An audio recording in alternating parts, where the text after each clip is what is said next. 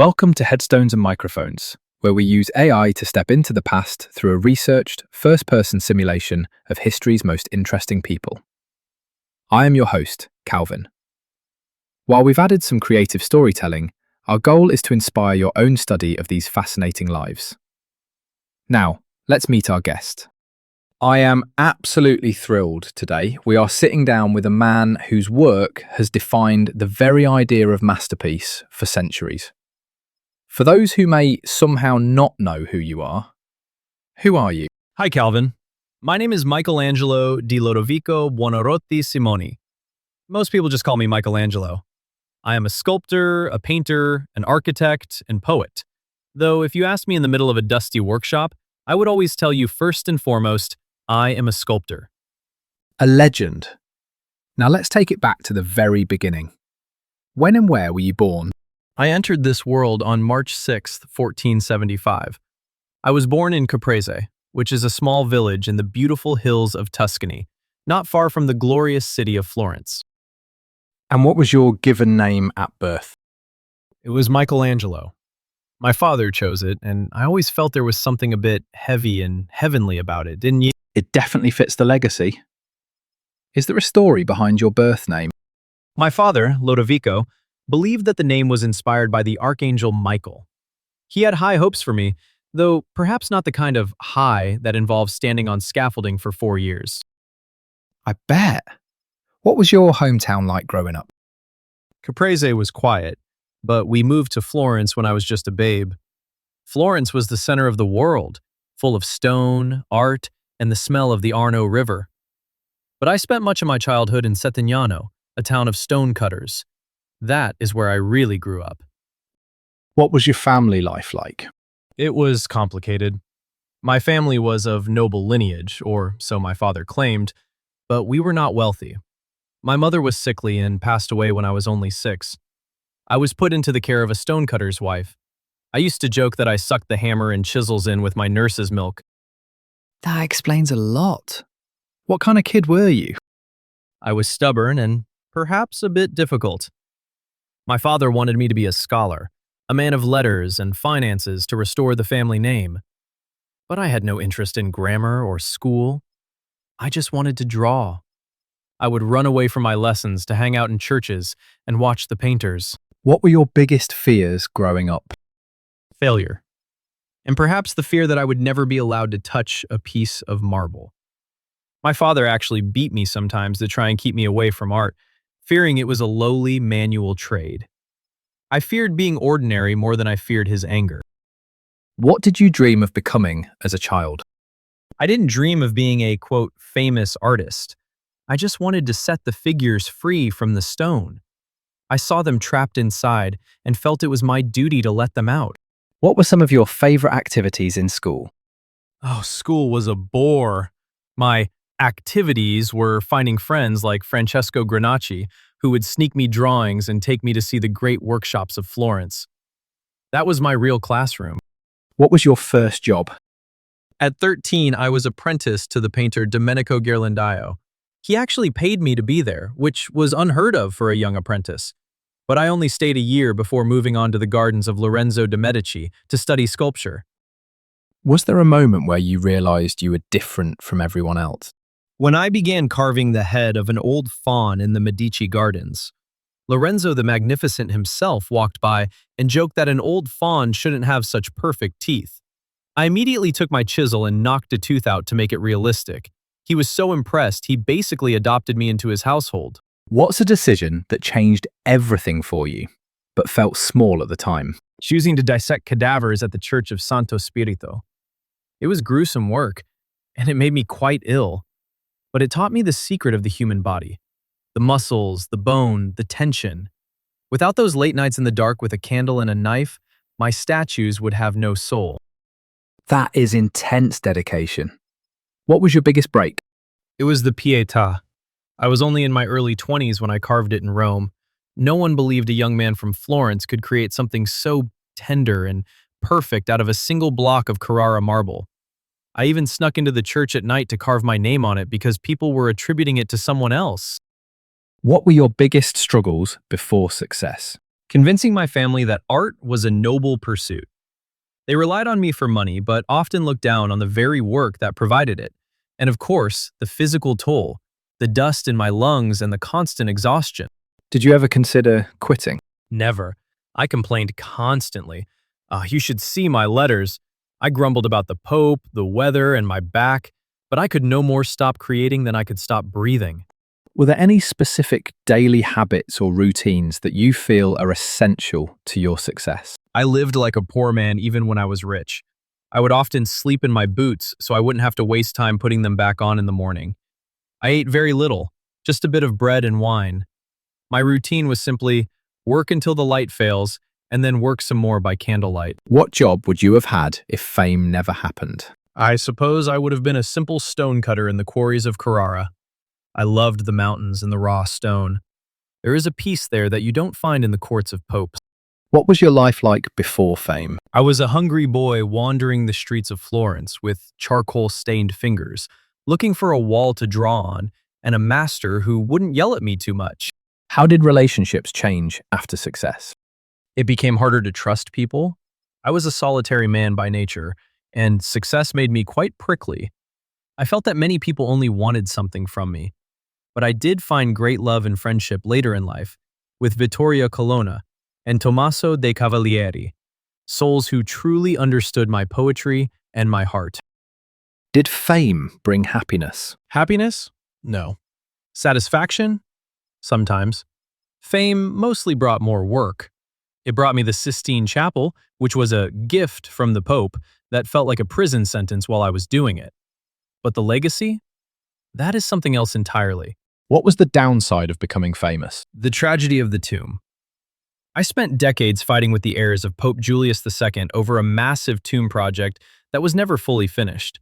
Fame means everyone wants a piece of you, and you can't possibly satisfy them all. What misconceptions did people have about you? People thought I was a miserable, dirty old man who hated everyone. I wasn't miserable, I was just focused. And yes, maybe I didn't wash as often as I should, but I was busy creating the heavens on a ceiling.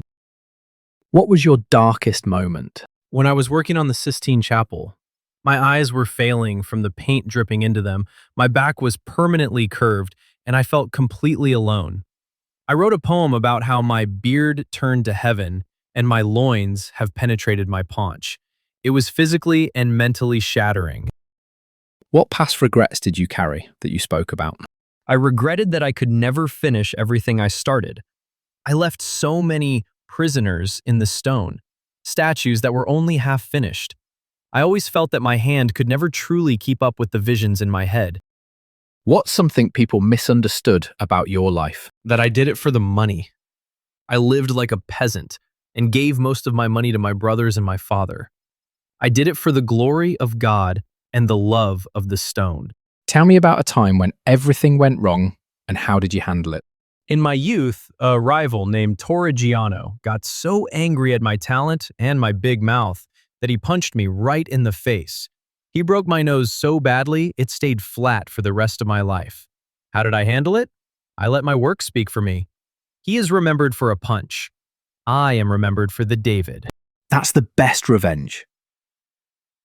Did fame and fortune change your life? It gave me the freedom to say no to almost anyone. Except the Pope. You never say no to the Pope. Who had the biggest influence on your life? Lorenzo de' Medici. He opened the doors of philosophy and classical beauty to me. Without his garden, I might have just been another painter's assistant. What was life like in your final years? I was busy. I was the chief architect of St. Peter's Basilica. Even in my late 80s, I was making drawings and supervising the dome. I spent a lot of time writing poetry and thinking about the soul. I was still carving the Rondinini Pietà only days before I left this world. What were you working on in your career before you passed away? Mostly the construction of St. Peter's and that final, thin, haunting Pietà. I was stripping everything away, trying to find the ultimate simplicity. When and where did you pass away? I passed away on February 18, 1564, in my home in Rome. I was 88 years old, quite a long run for a man who lived on bread and marble dust. What happened? It was just a slow fever, as they called it then. My body finally decided it had done enough work. I told my friends to remember the sufferings of Christ and passed away peacefully. What's a random fact about you most people have never heard? I once made a statue out of snow. After a massive blizzard in Florence, Piero de' Medici ordered me to build a snowman in the courtyard. It was probably the most beautiful snowman in history, but sadly, it didn't last very long. The world's first high art snowman. What's the craziest rumor ever told about you? Some said I was so fast that I could carve more in an hour than 3 stonecutters could in a day. That one might actually be true. What was your most unique habit? I would often work through the night with a hat made of carded wool that had a candle stuck in the brim. It kept my hands free and the light exactly where I needed it on the marble. What was your favorite food? A simple pear or a piece of bread dipped in wine. I also loved the fish and cheeses sent to me from Florence by my family. Did you have a favorite restaurant? I didn't go to restaurants. I ate on my scaffolding or at my workbench. Why leave the work? What was your favorite book? Dante's Divine Comedy. I knew much of it by heart. His visions of heaven and hell influenced almost every figure I painted in The Last Judgment. Did you have any known rivalries? Oh, Leonardo da Vinci. We did not get along. He was elegant and smelled of lavender. I was covered in dust and grit. We once had a very public shouting match in the streets of Florence about interpreting Dante. And of course, young Raphael. He was a bit of a copycat, but I have to admit, he was talented. Tell us a story nobody talks about. When I was painting the Sistine Chapel, a church official named Biagio da Cesena complained that the nudes were disgraceful. To get even, I painted his face on a figure in the Last Judgment, in hell, with donkey ears and a snake biting him. When he complained to the Pope told him, "I have authority in heaven, but over hell, I have no power." He stayed in the painting forever. That is legendary pettiness. What's your funniest behind-the-scenes moment? When I was carving the David, the mayor of Florence told me the nose was too thick. I climbed up the ladder with some marble dust hidden in my hand and pretended to chisel the nose while dropping the dust. I asked him how it looked then, and he said, "Now you have given it life." I hadn't touched a thing. Did you ever prank someone?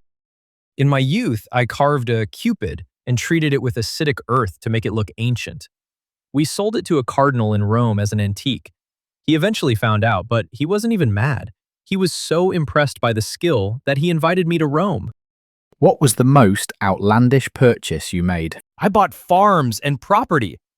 For a man who lives so simply, I was obsessed with buying land for my family to ensure the Buonarroti name would last forever. What advice would you give people chasing success? Ancora imparo. I am still learning. Never think you have reached the end of your craft. And remember, genius is eternal patience. If you want to create something that lasts forever, you must be willing to suffer for it just a little bit. That is profound. Michelangelo, do you have any closing remarks about the interview or the stories you shared that you would like to share with the listeners before we sign off? It has been a delight to put down the chisel for a moment and speak with you, Calvin. My life was full of labor, but looking back, I see it was all a prayer in stone. Thank you for remembering me and for letting me share these stories. It is good to know the world still looks at the stars and the marble. Thank you for having me. Wow, what an incredible journey through the mind of the master himself. From snowmen for the Medici to the heights of the Sistine Chapel, Michelangelo's passion is truly unmatched. And that wraps up another conversation from Beyond the Grave. Thanks for joining us on the Headstones and Microphones podcast. Remember, legends may die, but their stories never do. Please help spread the word by sharing and following the pod